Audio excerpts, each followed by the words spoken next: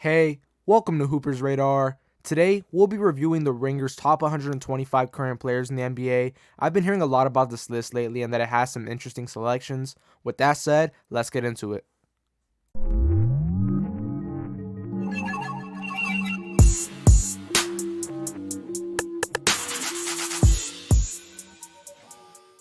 So the Ringer recently released their updated top 125 NBA players list, and we're going to be going over every single selection on this list. I'll take into account that there are going to be some errors in this list because it is very hard to properly order 125 NBA players and rank them all in the correct order.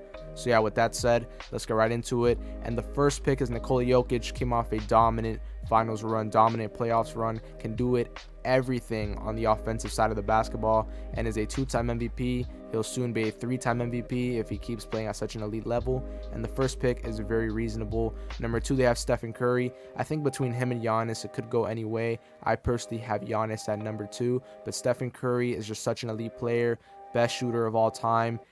The Warriors are just clearly nothing without him, and he brings so much value to that team and is still so elite and is a superstar at age 35.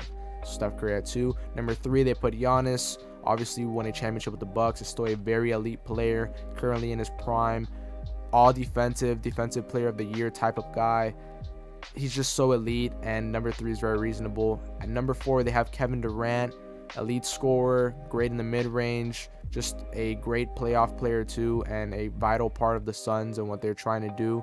And Kevin Durant at 4 seems reasonable to me. At number 5, they have Joel Embiid, the MVP of this season.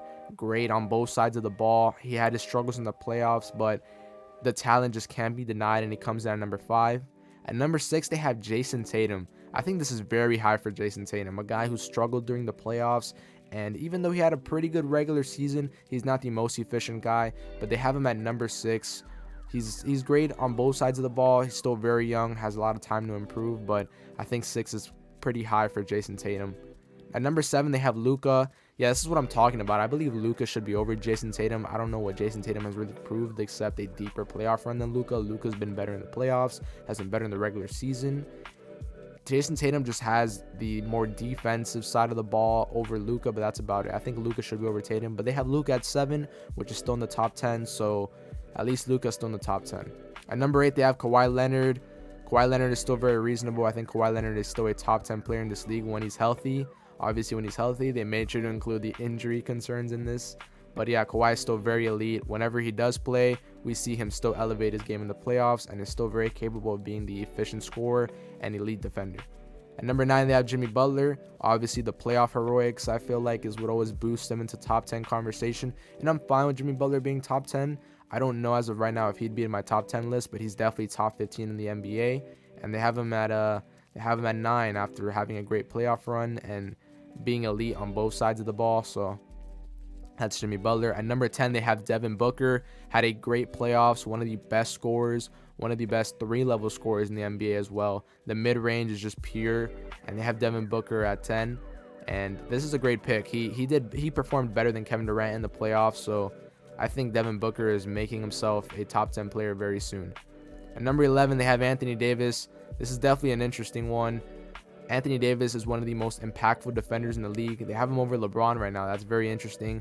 But I will say that Anthony Davis was the best player during the Lakers playoff run this season, and his defensive impact just can't be overlooked. He brings that to the Lakers, and that is very and much more important than whatever LeBron brought to the Lakers these playoffs. And Anthony Davis at 11 is definitely reasonable. This is one that I definitely don't agree with. LeBron James at 12. I think LeBron James is a top 10 player. And I don't think LeBron James is 10 either. I think LeBron James might be in that top 8, top 7. And they have him at 12, even though they still say he's a potential GOAT, floor general, feel for the game, one of the greatest players. Came off an elite season. We want to be exact. He came off of averaging 29 points, 8.3 rebounds, 6.8 assists, 0.9 steals, and had a pretty solid playoffs as well. And LeBron is at 12. I don't know how I feel about that one. I think LeBron is definitely top 7, top 8. But we move on. Next, they have Shai Gilgeous-Alexander, very high at number 13.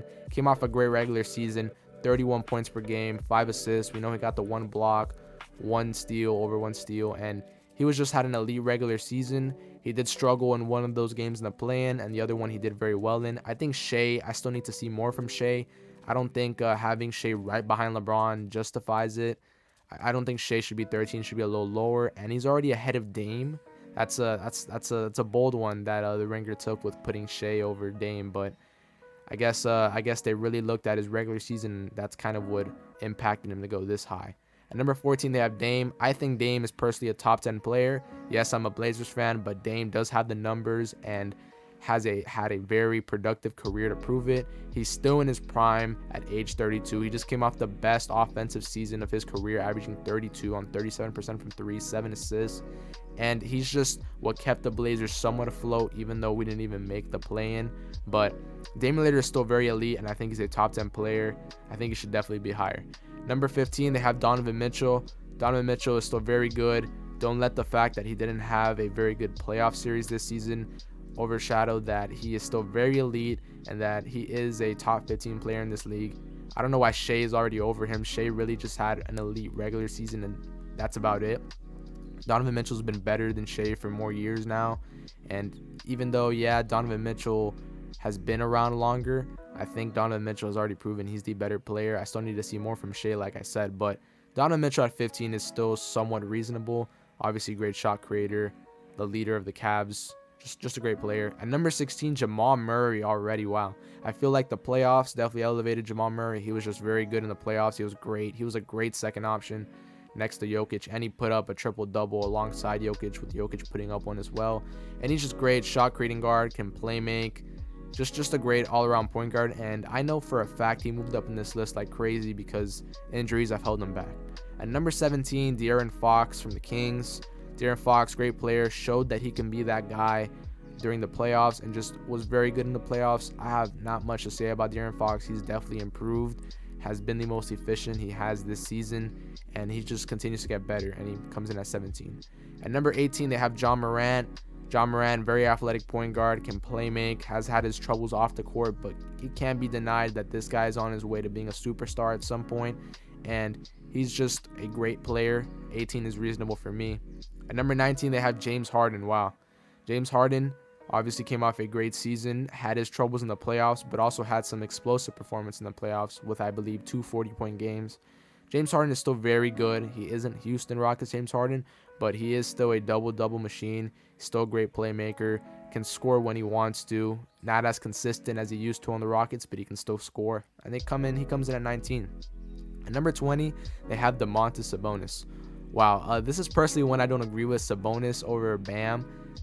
Obviously, Sabonis and Bam are very interesting centers and are both top-tier centers, but I have Bam. I think Bam was better in the playoffs, and he had better stats in the regular season. Sabonis is obviously a very good player, a very key part of why the Kings made the playoffs, and he had a great regular season, averaging 19, 12, and 7, while Bam comes right after him, averaging 29, and they didn't include his assist numbers, but I believe there was about 3 assists.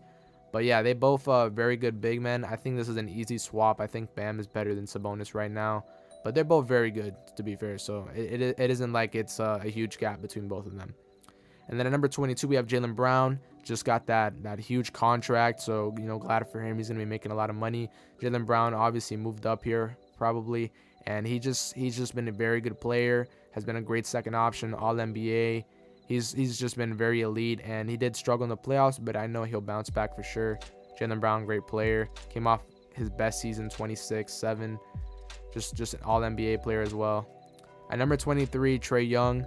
Trae Young has been great for a couple of seasons now. Has had 10 assist seasons for a while now.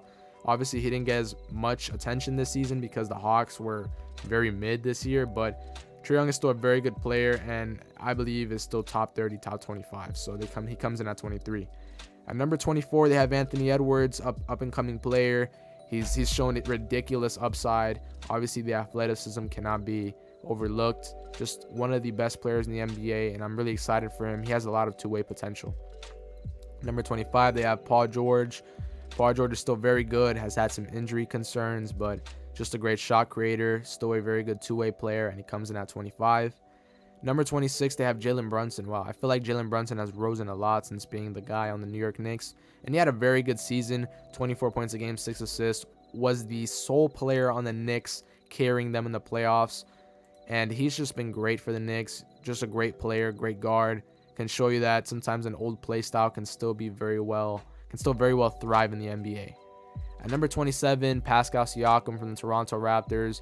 Very good player, two-way, can play make, can even play center a bit, can rebound, can score. Pascal is just a great player, very underrated, I believe, and he comes in at 27. Obviously, I do believe, though, that having Jalen Brunson over Pascal already is kind of crazy. Like damn, they already have him over Pascal. Like, Jalen Brunson has had one great all-star caliber season, but over Pascal already, I'm going to have to disagree with that one. Number 28, Lauri Markkanen. I feel like Lauri Markkanen's been a big stock riser, had a breakout season for the Utah Jazz, was an all-star, just a great player, can shoot the ball, has great feel. Like I said, he's huge. He's like 6'11", 6'10". I don't know if he's really 7 feet, and he's still hasn't really hit his prime yet. He's only going to be entering it soon. At number 29, Brandon Ingram, one of the most underrated players, great scorer, can score in all 3 levels, comes up big in the playoffs when they need him the most, and I like Brandon Ingram here. At number 30, Zion Williamson. These two are crazy for me. Brandon Ingram and Zion Williamson should be very well above Lauri Markkanen. Lauri Markkanen has only had one elite all-star season this year, and Brandon Ingram and Zion have already had 2 better seasons. I think Zion, when healthy, is better than Lauri Markkanen, and Brandon Ingram is better than Lauri Markkanen. But this is interesting. They put him over, and they probably put him over these two because Lauri Markkanen did have the better regular season for the most part, and the better counting stats this year. What did Zion average this year? He averaged 26. Okay. At number 31, they have Cat. Wow. They put Cat here. Cat's also very good. He's very inconsistent in the playoffs, though, but he's still a very good regular season player. Averaged 28 and 36% from 3. The best shooting big man in the league right now from 3. And I like Cat at 31. I don't exactly know my stance on Cat yet. I need to see more. I want to see him come up bigger in the playoffs. At number 32, they have Tyrese Halliburton, the very playmaking, flashy point guard who had a breakout year this year. Double-double machine, averaged 20 points, 10 assists, 40% from 3. Very efficient, can play defense as well. And I love Tyrese Halliburton. I think he's only going to continue to rise on this list. At number 33, they have Jaren Jackson Jr., I believe the defensive player of the year. Had a monster season, averaging 3 blocks a game, the 18 points. Just a very great player. I like him at 33. And wow, Draymond Green comes in at 34. Wow, Draymond Green over Darius Garland. Draymond Green, I think, definitely is more impactful than Darius Garland when it comes to playoffs and team ball. Darius Garland did struggle in the playoffs, but Draymond Green over Darius Garland, wow, I think that's a hot one, considering regular season Darius Garland is way better. But yeah, they have Draymond at 34. He's still very good, still very impactful. Just plays great defense, great playmaking. Number 35, they have Darius Garland. Came off a very good season as well. 21 points, about 8 assists, 41% from 3. Very good player. At number 36, they have Evan Mobley already. Obviously, we know Evan Mobley is very great at defense. Defensive player of the year candidate, I believe, for many years to come. And he's just a great player. Has a lot of upside. Great shot blocker as well. He's getting that jumper going soon too. At number 37, they have Mikal Bridges. Mikal Bridges obviously erupted this year. Had a breakout year for the Brooklyn Nets. Great wing defender. Was 3-and-D, but now he's really just a 3-level scorer now who can play defense. And Mikal Bridges is awesome. Number 38, Drew Holiday, one of the most underrated players in the league. Can get to the rim, can shoot the 3-ball very well, can play make, and is great on the defensive side. Came off a very good season, 19 points, 7 assists, 1.2 steals, 30% from 3. Just a great player, great veteran to have on the team. At number 39, Desmond Bane, wow, one of the best shooters in the NBA. Has been shooting 40% for a couple of seasons now. He's just a great player. Came off a great season. Like I said, 40% from 3, 21 points, 4 assists. One of the most underrated players in the league, I believe. Number 40, they have Kyrie Irving. Wow, they have Desmond Bane over Kyrie Irving. That's a hot one. They even have Jalen Brunson over Kyrie Irving. That's a hot one. And I know Kyrie Irving does have his struggles off ball, but when he's on the court, Kyrie Irving is a baller. The fact that they have a good amount of players over Kyrie Irving. This is a crazy one. I think Kyrie Irving should be above a lot of those players. I think Kyrie Irving is top 20. But yeah, Kyrie Irving came off another great season, 27 a game, was an all-star this year. Just one of the best players, can score on all 3 levels. Just a generational scorer, to be honest. Number 41, they have DeMar DeRozan, mid-range scorer, just a bucket, absolute bucket, has always been efficient. I believe he shot 50% from the field, had a great season. Got DeMar DeRozan. Number 42, Bradley Beal. I don't know how you really assess a player that didn't play crazy amount of games, had kind of a down season compared to that year where he averaged 30 a game. He hasn't really been too much of the same since then, but he still had solid efficiency this year. But I just feel like Bradley Beal was sort of a no-show this year. Like, nobody really paid attention much to him. But still a great player. I don't agree. I mean, yeah, I have him over Julius Randle.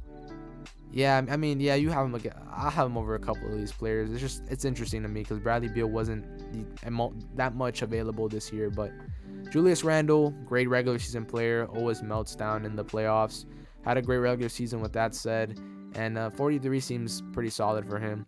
44, DeJounte Murray, the two-way point guard, great midi, just the floor general alongside Trae Young, had a solid season as well. Number 44 seems reasonable, and while Aaron Gordon is a stock riser for sure after his defense, just played great in the playoffs, plays his role very well, rebounds the ball, plays good defense, can score too at the rim. 46, Andrew Wiggins, one of the best defenders in the league, great two-way, can score, just a very good player, very good fit in Golden State. 47, they got Zach LaVine, obviously one of the best guards in the NBA, best shooting guards, can shoot the three ball, can get to the rim, very athletic still, and I just want to see him have another great season. He had a pretty solid season this season, but I just feel like he didn't get much attention this year. I want to see the Bulls maybe in the playoffs at some point. And at number 48, they got Chris Paul. Chris Paul had a more of a down year. He's starting to decline a bit. Now he's in the Warriors. Chris Paul at 48 seems cool. I don't know if I'm willing to take Chris Paul right now over Chris Middleton. I mean, I want to see him this season, but I think these two are interesting. They both have had injury-related issues, but yeah, definitely interesting picks to have Chris Paul. And they both averaged almost the same amount of points this season. That's definitely interesting. I think when Chris Middleton is healthy, though, he is better than Chris Paul now. But yeah. At 50, we got LaMelo Ball, one of the best young point guards upcoming in the league. He did have his injury problems, but when he's on the court, he is very good, and he is the driving force of the Charlotte Hornets. Number 51, Fred VanVleet, the money man himself. He's going to Houston on that big bag. And just a very good player. Struggled with efficiency this year, as we know. But I think he'll bounce back. He's still a very good player, very good shooter in this league. At number 52, they got Rudy Gobert. And obviously, Rudy Gobert has declined a bit, hasn't been a defensive player of the year type of guy like he was in past years this season, but I think he'll bounce back. He still is a very solid center. I think he still is a top 10 center in the NBA, and he still had a solid season, 13 and 11, 1.4 blocks, and he's still a very productive player. At number 53, Jeremy Grant from the Blazers. My guy Jeremy Grant, very good shooter this year, very versatile defender. I just love what Jeremy Grant brings, and he's shown that he can be a solid scorer. And yeah, I like him. He's a very good 3-and-D guy. At number 54, Brook Lopez, Defensive Player of the Year candidate. Great shot blocker. Had a lot to do with why that Bucks defense was very good. Can stretch the ball. He can stretch the floor. One of the best stretch fives in the league. And yeah, I love Brook Lopez. He brings a lot to the Bucks. At number 55, Tyrese Maxey, one of the best young guards in the league. He's only 22 still, just came off a very productive and great season. 20 points per game off 43% from 3. Just very underrated. I feel like at sometimes, James Harden kind of gets the ball out of his hand. Like Tyrese is sometimes a little bit in Harden's shadow because Harden has the ball in his hand so much. I want to see Maxey more on ball for sure. But Maxey's going to be very good. He's only 22 and he's already becoming a great player, becoming a perennial all-star to be honest. Number 56, they got Klay Thompson. Klay Thompson had a very inconsistent year. We'd see some great performances and then some bad ones to follow up. Very inconsistent in the playoffs as well. With that said, he's still a very good player. Still a great catch and shoot shooter. Shot 41% during the regular season from 3. Averaged 22 points, and he's still a very good player. Still a big piece of that Golden State championship core. At number 57, Scottie Barnes. Wow. Scottie Barnes, one of the best point forwards in the league that's coming up. Obviously had a season very similar to his rookie year in terms of production, but he'll only continue to improve. At number 58, they got OG Anunoby. They got the Raptors back-to-back. Wow. So, yeah, OG Anunoby, obviously one of the best perimeter defenders in the league. Pest on the ball. Was in the Defensive Player of the Year candidate for a while. Had a productive season on the offensive side as well. He's becoming one of the better 3-and-D guys in the league for sure.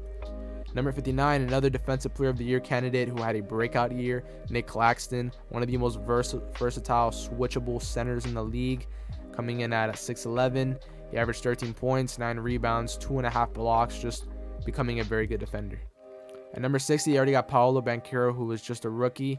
Great shot creator, can score on all 3 levels, is very strong, and can play make as well. And he had a very productive regular season and rookie year, averaging 20 points a game, 7 rebounds on 3.7 assists. So yeah, he just had a great year. Porzingis coming in at 61 had a bounce back year. This guy was an absolute bucket, scored on all 3 levels. He's one of the best stretch fives in the league for sure, and he just had a great season for the Wizards, averaging 23 points per game, 30% from 3, 1.5 blocks. I believe he also had a steal, 8.4 rebounds, and he's only really entering his prime now because he's 27. At number 62, we got Michael, the possession ends with me, Porter Jr. This guy doesn't pass the ball, but with that said, he's still one of the best catch and shoot shooters in the league. He still is very underrated. I feel like he's even more underrated now after having an inconsistent playoffs, but he's improved on defense. One of the best catch and shoot shooters. He's 6'10", can rebound the ball as well, and he had a very productive season during the regular season. It kind of dropped off in the playoffs, but like I said, elite shooter. Number 63, we got Miles Turner. He had one of the more underrated seasons for the Pacers. He scored about 18 a game, I believe. He's still one of the best shot blockers, can stretch the floor. I just like Miles Turner, one of the most underrated centers in the league. At number 64, we got Jared Allen, the defensive-minded center. A very key piece for the Cavs. I believe he averaged about a double-double, 14 and 9, 1.2 blocks, and just one of the better defensive centers in the league, coming in at 64. At number 65, they have Cade Cunningham. I don't know how you're supposed to exactly rank Cade Cunningham much because this guy's been getting injured a lot, but he is the former number 1 pick. He has shown a lot of great flashes. He is a capable 25-5 guy. I don't know how. Let me see how much he was averaging before he got injured. Yeah, he was averaging about 26-6, and he is one of the better players in the league. He can do about everything. He can score from all 3 levels, but he still does have to work on his 3-ball a bit. At number 66, we have DeAndre Ayton. Had his issues in the playoffs. He's still a very good player, and I believe he'll bounce back. He's only 24. He hasn't even hit his prime yet, and he's just still a very good interior finisher. He had a productive regular season, still very capable of putting up these stats even in the playoffs. I think it's just all about confidence and fitting in, and 18 and 10 guy in the regular season, very durable, still very young. At number 67, we have Al Horford already this high. Wow. Al Horford, very crucial part of the Celtics, was very good in the playoffs, can play both sides, can obviously stretch the ball, 40% three-point shooter, 44% three-point shooter, still very solid at age 37. Derek White, we have next, the two-way point guard. Very good guard, had a great season for the Celtics, was a very underrated and key piece of why the Celtics are a contender and why they had a solid run and almost obviously made a comeback against the Heat. I like Derek White. Number 69, we have Josh Giddey, the 6'7" point guard, 6'8" point guard, can do a little bit of everything. This guy had a very productive regular season following up his, I believe, rookie year, which was last year. Fact check me on that, but he averaged 16, 8, and 7. Very good player, had a very good playing game. I don't remember which playing game it was that he played very good at, but he's definitely one of the best young players upcoming. At number 70, we got Robert Williams III, one of the best defensive centers in the league. I feel like because of injury issues, he kind of became a little bit slept on this year, and Al Horford did get a good amount of his minutes. But, injuries are going to get in the way. I don't know, they didn't put points here, but he did average 1.4 blocks. 8 points, 1.4 assists. He's one of the most underrated centers for sure. I hope he gets healthy so we can see that potential we were seeing the last time he was very healthy. Number 71, we got Marcus Smart, former Defensive Player of the Year, hustler on the ball. Can shoot the 3 obviously, and can do a little bit of everything, can also play make pretty decently, and Marcus Smart, great player. Number 72, we have one of the more underrated players in the league, Norman Powell. I love Norman Powell. He can create, he can score on all 3 levels, underrated at getting to the rim, was a great 6-man this year, averaging 17 points a game on 39% shooting from 3. He's just a very good player. I miss him on the Blazers, but he's just one of the best 6-man in the league, and some of you guys need to stop sleeping on him. At number 73, we got Kevin Huerter, one of the best shooters in the league. Had a very productive year for the Kings, 15 points a game on 40% three-point shooting. That really just says it all. Number 74, we got Tyler Hero. Got injured during at the start of the playoffs. Couldn't really get to see him much, but he is still one of the best 6-man and now a starter on the Miami Heat, and he's just a productive scorer. Can score on all 3 levels. Yeah, Tyler Hero is a very good player. Number 75, you got Jaden McDaniels, one of the best defenders in the league. Just great on-ball defense, a lot of versatility at that 6'9" frame, and he's becoming a better offensive player with that 40% from the three-point and 12 points per game. Number 76, we got Mike Conley. I feel like Mike Conley's become an underrated point guard. This guy can still score pretty well. He can still shoot the ball very well, and he shot 38% from three this year. Obviously, about almost 7 assists, 12 points a game, and he was honestly a good fit on the Timberwolves when I was watching their regular season games when he got there, and still a very productive player at age 35.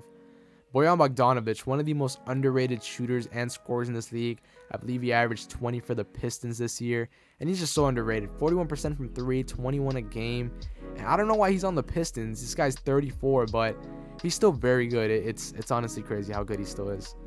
Number 78, we have another underrated center, Jakob Poeltl. Very good defender. Is limited on offense, but is still productive on the offensive side. Good rebounder, just good help defender as well. He's a good fit on most NBA teams.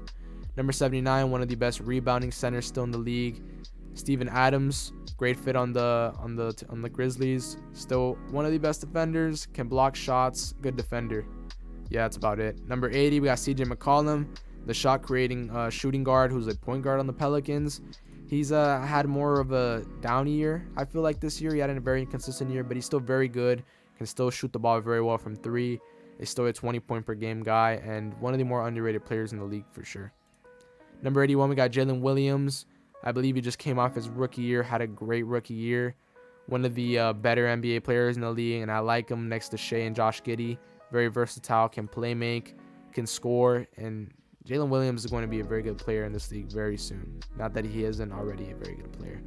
At number 82, we had Kyle Kuzma. Had a breakout year for the Wizards. I believe he was a 20-point per game guy. Great size at 6'9". Just a scorer, good rebounder, just a shot creating wing.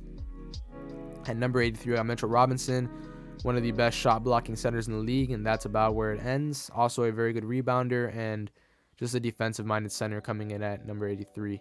At number 84, we have a player I'm very high on, Franz Wagner. Has a very well all-around game, good feel. Just a very good player, great cutter too. Just a great fit next to Paolo Banchero, and I like Franz Wagner. I believe he almost averaged 20 points a game this year. Yeah, he averaged 18, 3.5 assists, and he's 6'10", just like Paolo. He just brings a lot of versatility. At number 85, we got Kevon Looney, one of the best rebounding centers. Elevates his game in the playoffs in terms of rebounding.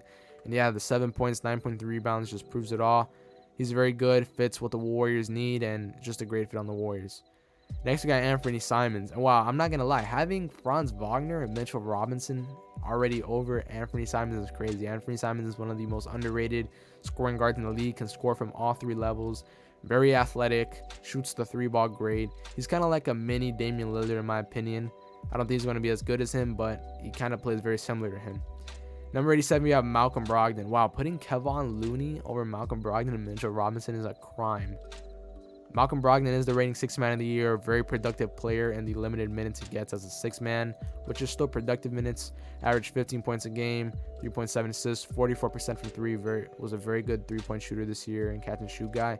Just fit a very good role on the Celtics this year and was a very big piece of them being successful during the regular season and almost making it to the conference finals and the playoffs and the finals. Keldon Johnson at 88. One of the best young players as well coming up on the Spurs. I feel like he doesn't get a lot of attention because he's on the Spurs. He can also play very good defense. He's getting much better each year, and I believe he was on Team USA last year or whenever it was last a thing. But Keldon Johnson is very underrated. Good scorer. At number 89, we got Vucevic, the stretch five. Obviously, he peaked on the Magic, but he's still a very good player. Averages 17 and 11, 35% from three, and just a very good fit. He's lacks on defense, but he makes up for it on offense and on the rebounding side. Number 90, we got Clint Capella. Clint Capella has been a double-double machine for a while.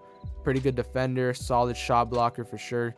And he's just been a very competent center for a while now. Not much to say on Clint Capella. 91, we got KCP, very vital to the Nuggets run. Was a great fit next to Jamal Murray at that shooting guard spot and just a very good shooter. Shot 42% from three this year and still proved he can be a starter on a championship team. And I just want to look at the rankings real quick. They got KCP over Tobias Harris, KCP over Sengun, over Cam Johnson. Wow.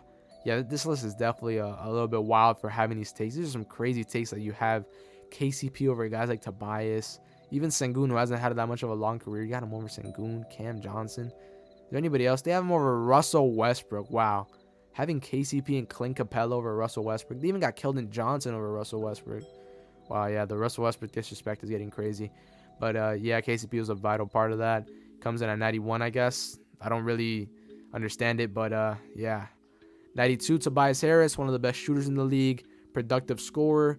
He still managed to be a productive scorer despite being bumped from the second option to the third option to the fourth option, and he's still a very good player. I want to see him get a bigger role because I feel like he can be a 20-point per game guy and an efficient one, but I guess we'll have to see.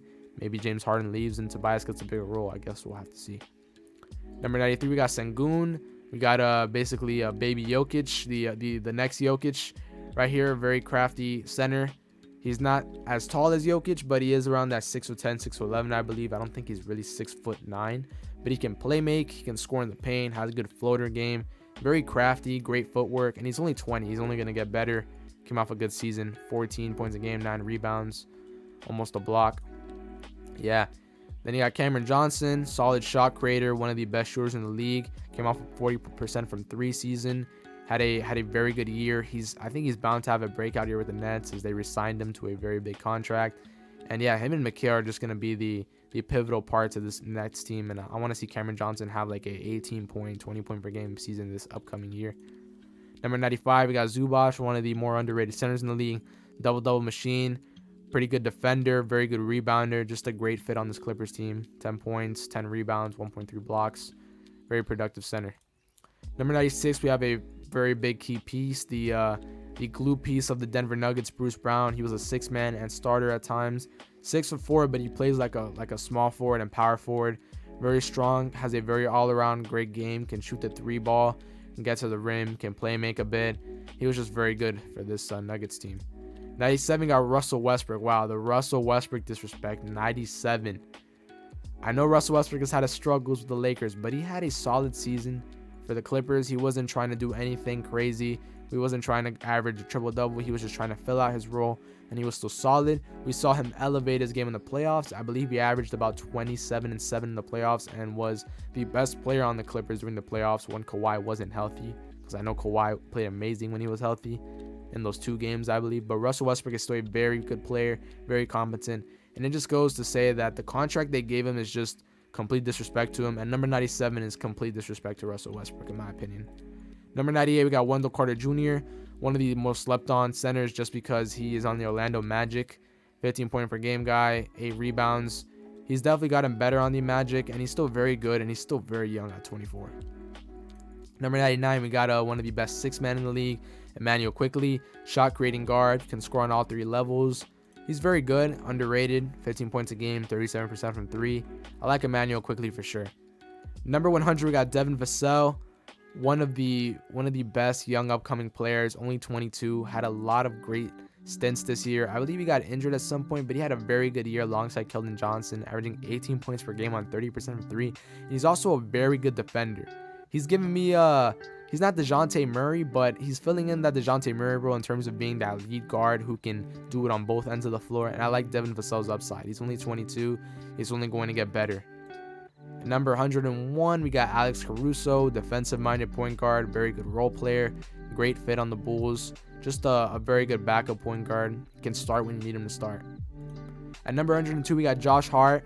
Arguably, I don't know about arguably, but I'm going to say he was the second best player on the New York Knicks during the playoffs. There's a reason they slotted him into that starting role over Quentin Grimes. And he was just a very good player, can shoot the 3 ball, can do it on both ends very well. One of the best rebounding guards, if not potentially the best rebounding guard. I'm going to leave Russell Westbrook in that conversation, but he is definitely a top 5 rebounding guard in the league. I mean, I think the stats saying for itself, 9.8 points, 7.8 rebounds, 37% from 3. Exactly what you want in a versatile 3-and-D guy. At number 103, I got Walker Kessler, a rookie who already proved he's a elite rim protector, had a great season. If he would have gotten more minutes, because I know some of you have seen the per 48 stats, if he would have gotten more minutes, he would have been more productive, but he still had a very productive season. I believe he made an all-rookie team. I hope he did. I mean, he averaged 9 points, 8.4 rebounds, and 2.3 blocks. This guy might be the next Rudy Gobert, and he is going to potentially be better than Rudy Gobert. I mean, he was in the Rudy Gobert trade, and he was better than Rudy Gobert this regular season. At 104, they got Jordan Clarkson, obviously the reigning one of the best six-man in the year, one of the best six-mans in the league. He was a starter this year, was very productive still on that end, 20 points a game, 4 assists, and he's still very good, one of the more underrated players in the league for sure. At number 105, we got Slow-Mo or Kyle Anderson. Very underrated. You guys should watch his game. He can play make. He just reads the game right. Just a very solid player. 9 points a game, 5 assists, 41% from 3. He's just a very underrated player. Can do a little bit of everything. At number 106, we got RJ Barrett. Still very young. One of the, I believe he was the third pick. Yeah, he was the third pick in the 2019 draft. And very good player still very productive. He's had his struggles with being a shooter, but and a very inconsistent scorer, but I think he still has a lot of upside. At number 107, we got Spencer Dinwiddie, one of the more underrated playmaking guards in the league. Since coming back, he's been very productive on the Brooklyn Nets, who he returned to alongside Mikal and Cameron, and he had a very good season. Can shoot the ball pretty well, can score on all 3 levels, and just underrated. He averaged 17 points a game this year, had a pretty good season, 6.5 assists, 36% from 3. And he's really only still 30, so, we might still get some more productive years from him. Terry Rozier, who I basically called another Kemba Walker, just a shifty guard, can shoot the 3 ball. He was in the Hornets this year, had a empty stats type of season. Still a pretty good scorer, but I would like to see him on another team making an impact. He is 29 now. I like to see him on a more established team. But a very good shot creator overall. Number 109, we got a big stock riser, Austin Reeves, AR-15. Just has great all-around game. Played a key piece being the 3rd best player on the Lakers during the playoffs.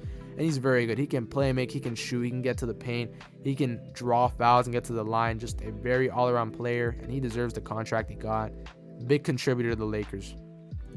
Number 110, we got Christian Wood, one of the most offensive underrated centers in the league. I don't know why Jason Kidd didn't play him more this year and had him off the bench. This is easily a 20-point per game center if you give him starter minutes, and a very good shot creating 3-point center. Obviously his defense has more to be desired, but he is a solid shot blocker for sure. At number 111, the Gordon Hayward. Gordon Hayward, I haven't seen him healthy enough. When he is healthy, he still is pretty good of a player. He is getting older, so we might start seeing a decline soon, but Gordon Hayward is still a very solid player. It's just a contract, and the injury concerns are definitely there.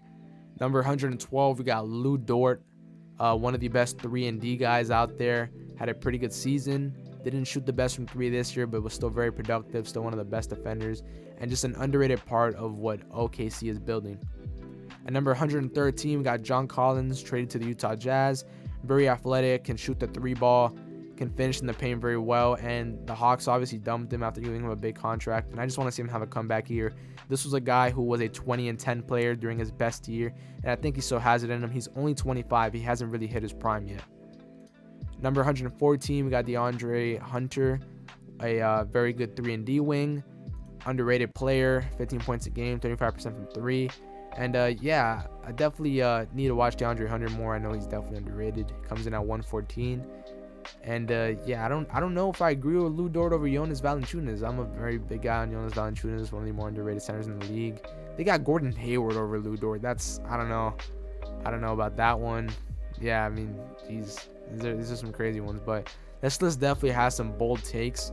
I haven't been going through all of them because there's 125 players I have to go over, and I can't be sitting here being needy and picky over, this player shouldn't be over this player. But yeah, number 115, Jonas Valanciunas, one of the more underrated centers in the league. He's on the Pelicans. I promise you his production would be much larger if he wasn't alongside Brandon Ingram, CJ, and Zion, who are all 20-point per game guys. But he still averages 14 and 10, can stretch the floor, very good rebounder, underrated defender. I just like Jonas Valanciunas a lot. He's developed well in the NBA. Number 116, we got Bobby Portis, one of the best 6-man in the league, a top 5 6-man in the league. This guy's a double-double off the bench and can stretch the floor. He's very good when he starts, and he's just a very great role player. 14 and 9. He was averaging about 15 and 10 for most of the season and can stretch the floor. Like I said, he's only 28. He's in his prime, entering his prime. I like to see him in a bigger role, to be quite honest. Number 117, we got Quentin Grimes. I don't know if Quentin Grimes should really be this high. Quentin Grimes is pretty good. Solid defender, great shooter. He's only 23, so he's got a lot of room to improve, but I don't know if I approve of him being over Bogdanovic. I don't know, over Malik Monk. Malik Monk's also one of the best six-man in the league. I don't know where I'd basically put him, but I don't think Quentin Grimes should be higher than some of these guys. Bogdanovic, great shooter, 40% from 3, 14 point per game guy. Just very underrated player. Didn't watch much of him this season because I'm not a big Hawks guy, but yeah, just still a very underrated player. Kyle Lowry, defensive-minded point guard, just purely defensive-minded point guard at this point. He still has a little bit of offensive game in him because he did some solid jobs closing out quarters in the playoffs, but still a very good defender. Savvy, obviously, we've seen the experience he showed in the playoffs. 11-5 guy in the regular season, but he was very solid in the playoffs, and he is starting to decline as he's 37. Number 120, we got Trey Murphy, one of the best scorers and very athletic. He's not one of the best scorers, one of the best shooters and very athletic. Had a very good season this year for the Pelicans on 15 points a game, 14.5, 30% from 3, 1 steal. And I think he's going to eventually be a 20 point per game guy. We just got to see more minutes from him because I believe he does come off the bench right now. But still a very productive young player, only 23. Malik Monk, who I like a lot. I forgot he was 25. One of the best six-men in the league. Can score on all 3 levels. Is incredibly athletic. He goes off every now and then. There's some crazy games. And during the playoffs, I believe he was the second best player on the Kings. He's just that dynamic guard alongside De'Aaron Fox. And there's a reason they started him during the playoffs alongside De'Aaron Fox at times because he brings a lot value, but he is a great spark off the bench during the regular season too. And even though he only averaged 13.5 points per game, I promise you the stats don't tell the story because this guy is a very capable 18 to 20 point per game guy if he was a starter. Number 122, we have Markelle Fultz. Came back after the injuries and had a very good season. I don't exactly know how many games he played this season, but he's still only 25, hasn't hit his prime. He's very good defensively, averaged 1.5 steals this year. I saw a lot of upside defensively. He still hasn't gotten his 3-point shot down, but he has a very good midi, 14 point per game guy, solid playmaker for sure. I wonder with all the guards they have in Orlando who they're going to plan on keeping. It's going to be interesting for sure. They got Suggs, Cole Anthony, Markelle. They just drafted Jet and Anthony Black. It's going to be interesting. I got a lot of guards in Orlando, a lot of decisions to make. Number 123, we got Jared Vanderbilt, one of the best on-ball defenders and pests in the league, only 24. I saw this guy shut down Stephen Curry until Darvin Ham decided to start limiting his minutes throughout the series because Jared Vanderbilt is a liability on offense. This guy is purely a defensive player. You have no idea how many corner threes I saw him miss in the playoffs, but Jared Vanderbilt is still a very elite defender. Top 15 defender in my opinion. Best defender on the... Well, not best defender on the Lakers. You got Anthony Davis, but very great defender. You get the point. You need him to lock up somebody on ball all game. He will do that for you. And a great rebounder. Number 124, we got Herb Jones, one of the best upcoming defenders in the league. Him and Jared Vanderbilt being right alongside each other is very fair. And it just seems like they have defensive guys on these last 3 spots, but one of the best defenders in the league, 6'8", great versatility, hustle, and he will definitely evolve as an offensive player as he's only 24, and he's eventually going to be a defensive player of the year candidate for sure. Number 125, we got the villain of the NBA, Dillon Brooks. Obviously, he is an inefficient shot creator, shot guy, but he was an all-defense guy this year, and he's been an absolute pest on defense at times, while other times he got in foul trouble, but he still is a very good defender. He will get in your head, can shot create at times. It's just he has a lot of inefficient performances, but solid season. He's going to be on the Rockets now, getting paid very good money. And yeah, that's the Ringers top 125 lists. As I go over it, there definitely are some disagreements I have. There are some outrageous guys that shouldn't be over other guys on this list, like Quentin Grimes over Bogdanovic, over Malik Monk, over... I don't agree with that one. You know, I don't think Quentin Grimes has proved enough yet. I got Jared Vanderbilt over Quentin Grimes, to be quite honest. The defense just overshadows the shooting for me. But yeah, you got DeAndre Hunter over Jonas Valanciunas. Disagree with that one a lot. I don't know about Lou Dort being over John Collins just because John Collins had a down season. There's definitely a lot of like unorder on this list. There's for the most part, this list has a lot of solid picks on top 125. It's just, there are a lot of order mismatches for sure, but it's hard to get the order right on a 125 list, and I'm not going to be too picky. I'm just pointing out a couple of them that I saw. But yeah, that's the Ringers updated top 125 list. I hope you guys enjoyed. Let me know if you guys agree with this list, and if you guys don't agree, let me know you disagree in the comments. Thank you guys so much for watching. For more content like this, please make sure to like and subscribe to stay on the radar for all things basketball.